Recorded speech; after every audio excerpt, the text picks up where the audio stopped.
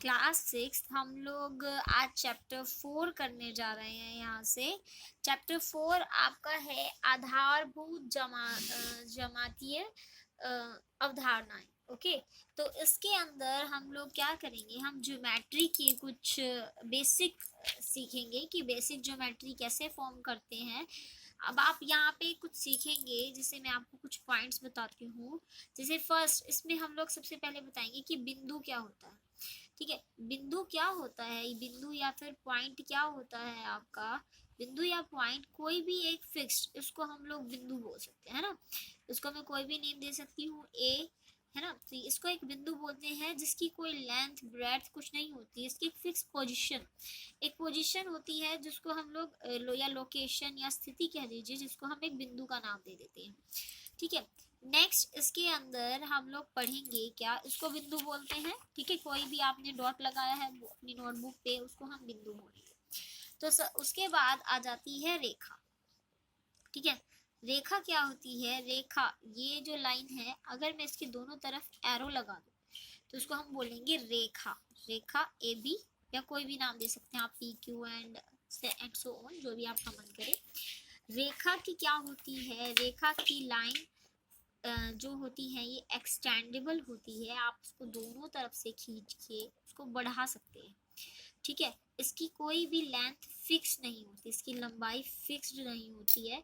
रेखा की कोई भी लंबाई फिक्स नहीं होती है, ये एक्सटेंडेबल होती है। इसके दो पॉइंट्स, हम कोई भी दो पॉइंट्स इस पे लेके इसका नेम कर सकते हैं ए बी रेखा।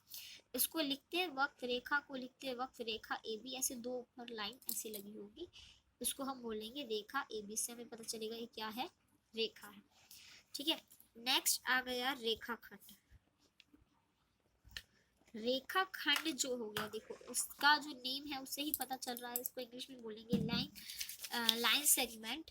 रेखाखंड जो हो गया है, इसको हम लोग बोलेंगे कि जब इसमें से लाइन का एक फिक्स्ड पार्ट हम लोगों ने निकाल लिया है, दो एंड पॉइंट्स होते हैं, सपोज पी एंड क्यू। ठीक है, इनको हम दो एंड पॉइंट्स बोल सकते हैं। और रेखाखंड की जो लेंथ होती है, लंबाई फिक्स्ड होती है, और इसकी लंबाई को आप एक्सटेंड नहीं कर सकते आगे, ये लेंथ हमारी फिक्स्ड होगी। और इसको हम लोग बोल सकते हैं पी क्यू रेखाखंड, और उसको ऐसे ही डिनोट किया जाता है। पी क्यू हमने लिखा, उसके ऊपर एक बार लगा दिया, इसको हम बोलेंगे रेखाखंड। ठीक है, नेक्स्ट आ जाता है आपका, आपके पहले ये पढ़ी हो गई हो आपकी उसमें, प्रतिच्छेदी रेखाएं, इंटरसेक्टिंग लाइंस। ठीक है, इंटरसेक्टिंग लाइंस कैसी होती हैं, जब दो लाइन आपस में किसी एक बिंदु पर प्रतिच्छेद करती है। सपोज ये पी बिंदु आ गया, ये सब आप अपनी बुक में भी देख सकते हैं, बुक में भी होगा ही ये, कि इसको देख सकते हैं, कर सकते हैं कि प्रतिच्छेदी रेखाएं क्या होती है, जब कोई भी दो लाइन, सपोज ये लाइन एल हो गई, ये एम हो गई, ये दोनों किसी एक बिंदु पर काट रही हैं दूसरों को, एक दूसरे को। ठीक है, तो इसको, इन दोनों रेखाओं को हम क्या बोलेंगे, प्रतिच्छेदी रेखाएं और इंटरसेक्टिंग लाइंस। ठीक है, नेक्स्ट आ गया फिफ्थ पॉइंट, इंटरसेक्टिंग लाइंस के बाद हमारे हम लोग पढ़ेंगे क्या, हम लोग पढ़ सकते हैं आपकी पैरेलल लाइंस। पैरेलल लाइंस या समांतर रेखाएं, समांतर रेखाओं का सबसे अच्छा एग्जाम्पल है रेल की पटड़ियाँ। रेल की पटड़ी जैसे हम देखते हैं, दोनों पैरेलल होती हैं, ये रेखाएं हमेशा इनके बीच का डिस्टेंस सेम रहता है। जैसे सपोज ये ए बी हो गई, ये रेखा सी डी हो गई, तो ये दो रेखाएं जो होती हैं वो पैरेलल होती हैं, और इसका साइन ऐसे होता है। ठीक है, जब आपके पास दो रेखाओं को लिख के ऐसे लिखा हो, पैरेलल का साइन हो, तो इन्हें हम बोलेंगे समांतर रेखाएं। और ये जो रेखाएं होती हैं ये कभी नहीं मिलती, इनके बीच का जो डिस्टेंस होता है हमेशा फिक्स होता है, सेम होता, आप यहाँ से लीजिए यहाँ से लीजिए, ये हमेशा फिक्स होता है, कभी भी ये चेंज नहीं होता है। तो इन्हें हम बोलेंगे पैरेलल समांतर रेखाएं। ये आपका कंसेप्ट है जो आपको अपनी नोटबुक में उतारना है करते करते। ठीक है, नेक्स्ट आ गया किरण, जिन्हें हम बोलते हैं रे। समांतर रेखाओं को हम बोलते हैं पैरेलल लाइंस। ठीक है, ये पैरेलल लाइंस।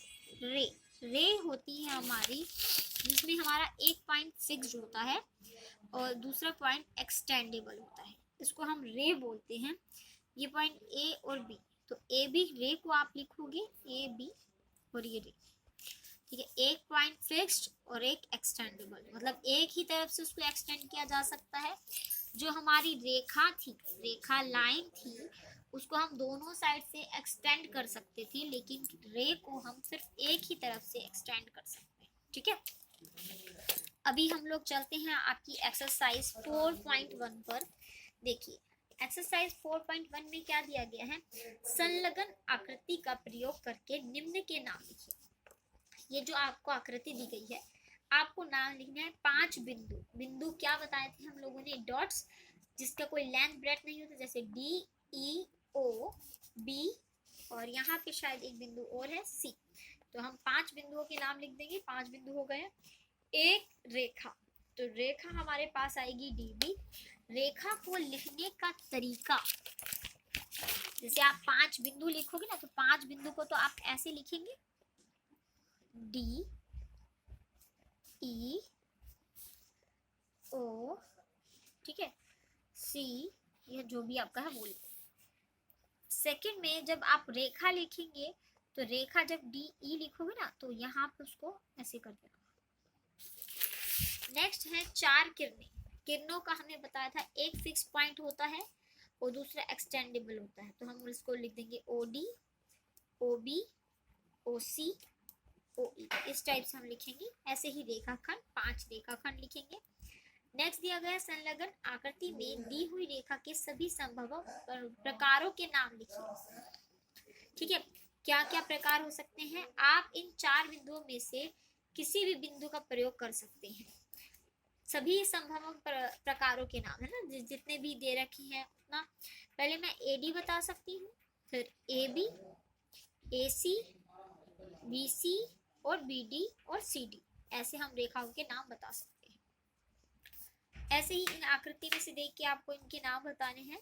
बाकी सभी स्टूडेंट्स अपने आप से करेंगे। जो भी आगे ट्रू फॉल्स हैं, तो ये है, यहाँ पे बनानी है आकृति, रफ रेखाखंड, रफ आकृतियां बनानी है। रफ आकृतियों का मतलब है आप पेंसिल और स्केल का यूज करें ही, लेकिन इसमें मेजरमेंट नहीं दिया हुआ है। तो आपको एक रेखाखंड बनाना है, तो आप ऐसे ही एक लाइन ड्रॉ करोगे, 2 फिक्स पॉइंट बनाओगे और उसमें ए बी ऐसे लिख सकते हो।